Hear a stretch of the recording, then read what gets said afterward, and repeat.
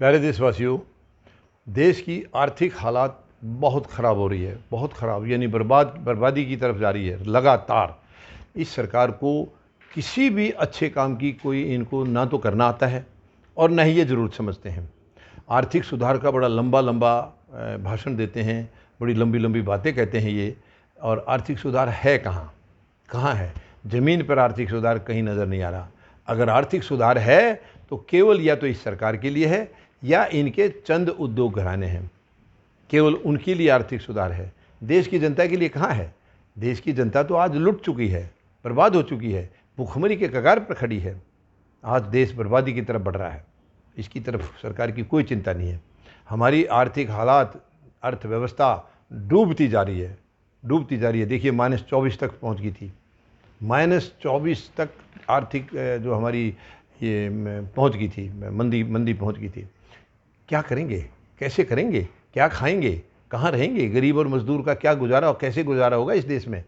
इसकी तरफ सरकार का कोई चिंता नहीं, क्योंकि सरकार तो उनको धकेल रही है, इस दलदल में धकेल रही है, उसको भुखमरी के कगार पर पहुंचा रही है। सरकार में पैसा कम नहीं होता, हमारे देश के संसाधन कम नहीं है, बहुत संसाधन है, लेकिन उनका इस्तेमाल कौन कर रहा है? सरकारें कर रही हैं या अमीर घराने जो इनको चंदा देते हैं, जो इनको पैसे देते हैं।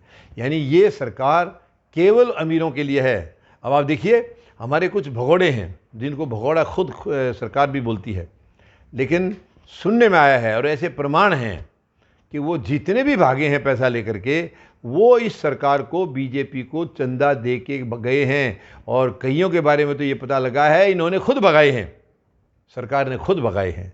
कितने दुख की बात है। तो क्या ये देश हित में है सरकार? क्या ये देशवासियों के हित में है? ऐसी सरकार को क्या रहने का हक है? ऐसी सरकार को तुरंत उखाड़ देना चाहिए। और देखिए, तानाशाही करके बैठे हैं। अब हमें मजबूती, देखिए आप इससे उदाहरण लीजिए।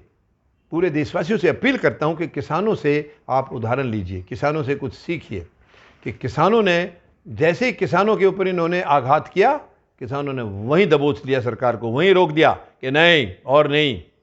वो अलग बात है, क्योंकि कानून इनके हाथ में है, कलम इनके हाथ में है, लिखना इन्होंने है। वो कब रद्द करेंगे इन कानूनों को, कब और कितने दिन ऐसे ही धक्के देंगे, वो क्योंकि कलम इनके पास है। लेकिन किसान ने आगे बढ़ने से तुरंत रोक दिया गया, उन कानूनों के ऊपर आगे कोई एक्शन नहीं हो पाया है। अब देखिए, अगर किसान खड़ा हो सकता है, और देखिए मैं आपको एक साफ बात और बता देना चाहूँगा, आप ये बिल्कुल नहीं सोचें कि किसान अपने लिए आंदोलन कर रहा है। वो अपने लिए 7 महीने से दिल्ली के चारों तरफ बैठा है, नहीं, अपने लिए नहीं बैठा है। वो गरीब और मजदूर की रोटी छीनने वाली है, उसके लिए बैठा है।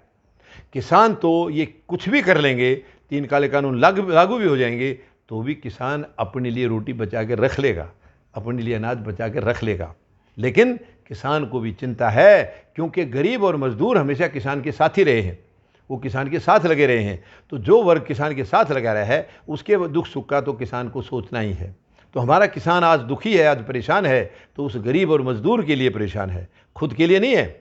खुद के लिए पीड़ा तो है, जब ज़मीनें ये छीनेगी वो दर्द तो है अपना अलग, लेकिन किसान को सबसे ज़्यादा खतरा है गरीब और मजदूर की रोटी तिजोरी में बंद हो जाएगी, उसकी ज़्यादा चिंता है। उसके लिए ये बिल्कुल संकल्प ले चुके हैं किसान कि ये चाहे साल लगे, 2 साल लगे, 5 साल लगे, 10 साल लगे, ये इन कानूनों को रहने नहीं देंगे। जब तक कानून रद्द नहीं होंगे, किसान यहाँ से नहीं लेंगे, बिल्कुल नहीं लेंगे, किसी भी हालत में नहीं लेंगे। तो साथियों, मैं अब आपसे निवेदन करूँगा, आप सब फौजी जनता पार्टी के साथ मिलिए, फौजी जनता पार्टी का सहयोग कीजिए, और ये पूरी गंदगी को हम लोग मिटा कर रहेंगे और अर्थव्यवस्था को हम इतनी मजबूत करेंगे। हालांकि एक बात मैं आपको बता देना चाहूँगा कि इन्होंने देश को इतना पीछे कर दिया है, इतना पीछे धकेल दिया है कि देश को वापस पटरी पर लाने में कई साल लगेंगे, कई साल लगेंगे।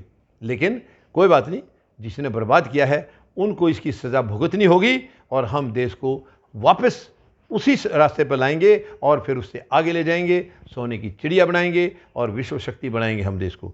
तो मैं आप सबका आह्वान करता हूँ, प्लीज़ फौजी जनता पार्टी के साथ आ जाइए और इस मुहिम में शामिल होइए। धन्यवाद। जय जवान, जय किसान, जय हिंद।